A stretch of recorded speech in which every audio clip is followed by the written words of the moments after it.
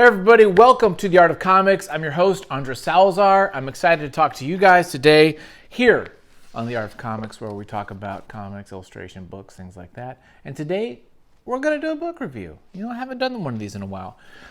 We're going to talk about Green River Killer by Jeff Jensen and Jonathan Case. Now, this has been on my watch list for a long time, at least a couple years. This was Eisner Award-winning graphic novel. Basically, when the Eisners come out, I get all those books and I put them on my watch list and I kind of like look for them and find them. Because if it gets an Eisner, it's kind of like the Grammys or the Oscars. I like to see those movies. I like to read these books. I like to learn from them. They're considered the best, so it's great entertainment, that kind of stuff. So this book, which I bought on Amazon, which is beat to hell, was published, I think 2011. Dark Horse retails for $20. Again, you could buy it shitty copied up like this for a lot less, but let's talk about it, okay? And let's first talk about Jeff Jensen and what the story is. So we do a lot about visuals and we'll talk about the art, but I kind of want to talk about the story. I want to talk about like what's going on. So Jeff, this is a personal story. This is about his father, Tom Jensen, and it's really about his life and goes through this story. It's a detective story more than a serial killer. So a little history. Jeff Jensen, who is a writer. He's done some, I think, Entertainment Weekly, or he's done some kind of like entertainment reporting type work. He's also done some screenplays. And if there's one thing I will say about this work, he's friends with Damon Lindelof and Carlton Cuse, the guys who created, who were showrunners for Lost. One thing I'll say, so he has connections with TV and film and things like that. I feel like this could definitely be a pitch, for a movie. This has the pacing of a film. This feels like a film. The way it jumps through time feels like a film. I mean, it's all very kind of filmy. That's not bad necessarily, but I won't even bet. I guarantee this has been shopped around, or the screenwriter, the writer for this, Jeff, has decided to, show this around and say, hey, dude, here you go, boom, let's make this mofo. It just feels like it. And that's not bad. I guess one thing I will say, perhaps when you make a story that feels like a movie, but is in this form, maybe it's not utilizing all of the media, all of the potential that this media, the medium of comics, can do. I'll say that. You know what I'm saying? Let me just rephrase that and dig that down a bit. When you make a comic for a comic, as a comic, you can utilize all the power, all the tricks, all the storytelling to make comics into that, right? Perfect example. Okay? Chris Ware. This is a comic book. Okay? This could never be a movie, a TV show, none of that bullshit. This is a comic book. It does things that only comics can do. It's made to be a comic. Okay? Alan Moore Watchmen. Again, it's a comic book. You can convert it. You can make things out of it. It could be good. But that is made for a comic. When you make something that's like, and I'm guilty of that too. Pariah, Missouri. This book right here. When I did this was a TV freaking pilot, right? I made this. It's a TV pilot. I made a comic book out of it, okay? Now, I had to do a lot of conversion and all that kind of stuff and utilize. But if I would have made Pariah, Missouri first as a comic for a comic, there could be maybe more tricks I could use. There could have been more things I could have done, more things I would have thought of, as far as storytelling, about composition, about, the tricks and things that you can do in between the gutters, the way that comics are used. When you just make a straight down the line story that can clearly, easily be converted into a TV show, we'll say. Because TV shows now have trumped movies. It's kind of weird. Maybe you lose. You could still do a good comic, but maybe you kind of lose a little bit of that, some of the things, some of the spices that you could do. Ed Brubaker.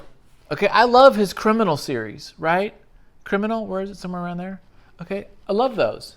Those are like direct, make those into an HBO show. There you go.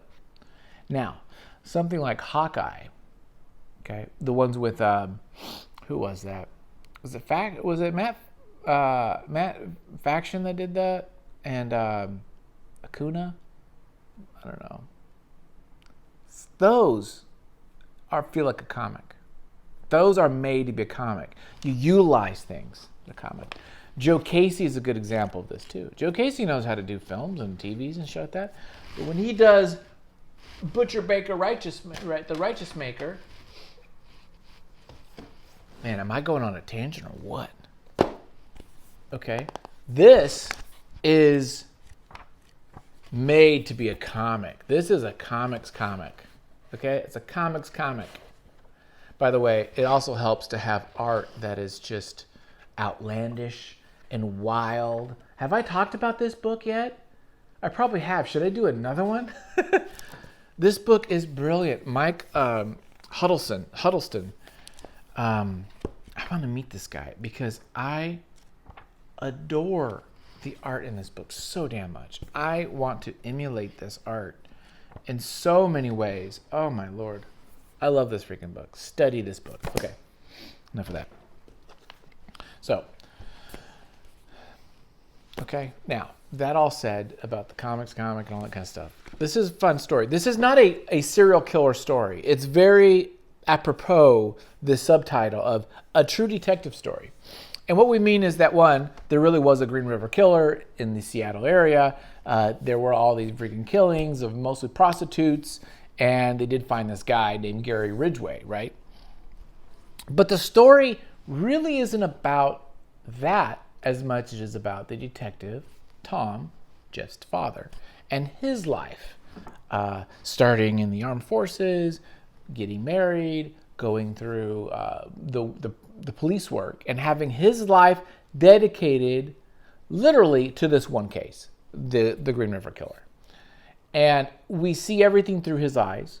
It's all through his perspective. And the story is, well, take that back. It's not all through his perspective. There are moments when it's just about the killer and what the killer's doing. That is true. But thematically, really the story is about Tom and his dedication and drive to solving the case. Not in a insane way, but just like just drive and determination and what he goes through to in the case.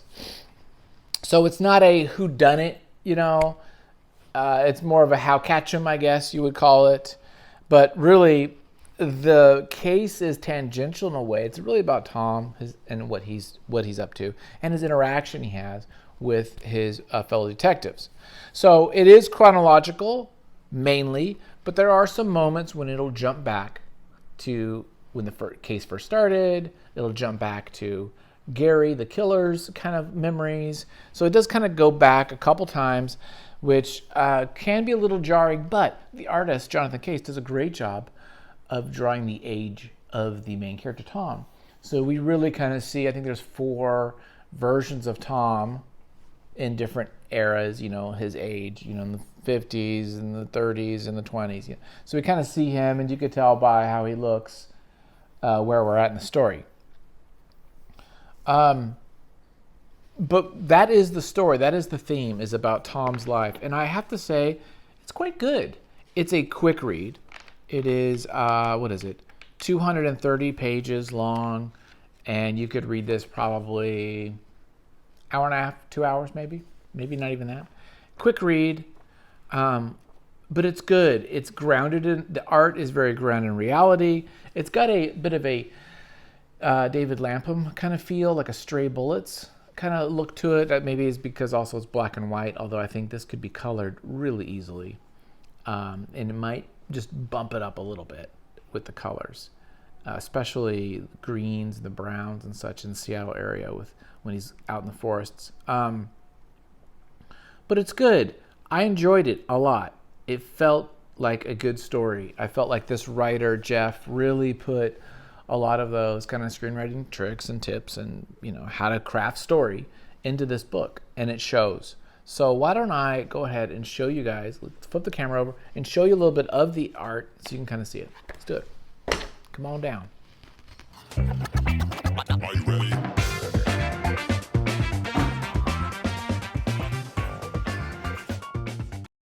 Okay, guys, thank you for joining me today. You know, if you want to look at some of my stuff, you can go check out my Patreon. I would love the support to see the kind of comic books and work that I'm doing, as well as subscribe, like this channel. I have another channel about music called The Outgroove. I also have my personal channel where I talk about different things that are happening, kind of a vlog. So feel free to check those out. That would be dandy. So let's take a look at Jonathan Case's work. And I think he did, what does it say? He did some work. Oh yeah, he did this Before Tomorrowland work with David Lindelof and Brad Bird. And I have that book somewhere. He worked on Batman 66 with Jeff Parker. He's done a couple things for DC and things. The art, again, a lot of nice brush work.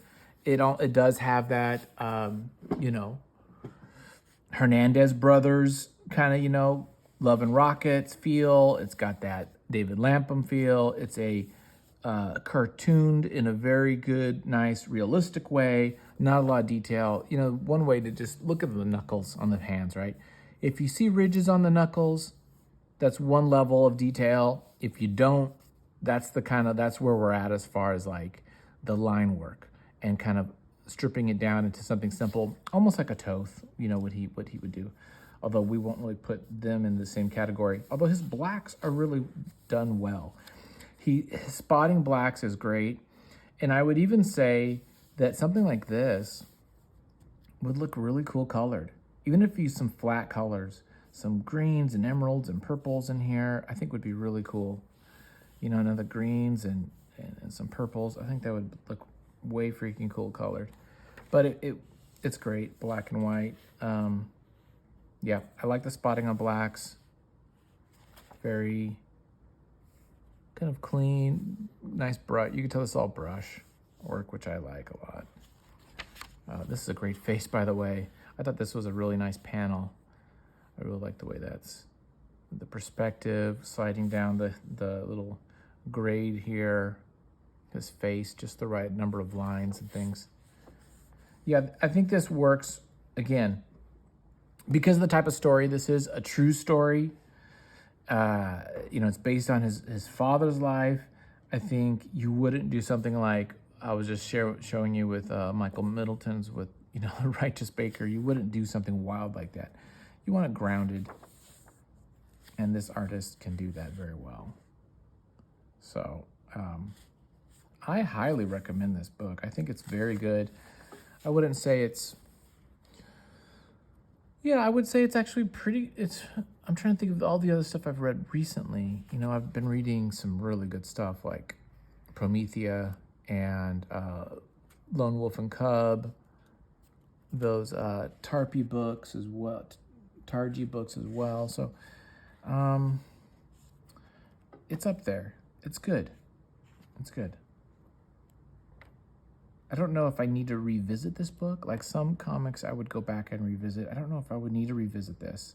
It feels like an experience. I read it, I saw it, and I'm good. So I might not even keep it. I don't know. It's so beat to hell though. I don't know if I can get rid of it, but that's good. I need to be careful on what I keep nowadays. I've just got so much. I need to start paring down my comics. Good stuff. So that's it. Quick little view of the comic. I wanted to show it to you. That's it for me today. I hope you enjoy this video. I hope you have a great Saturday. This is a Saturday. And yeah, Have a good one, and thanks for watching, everybody. Later.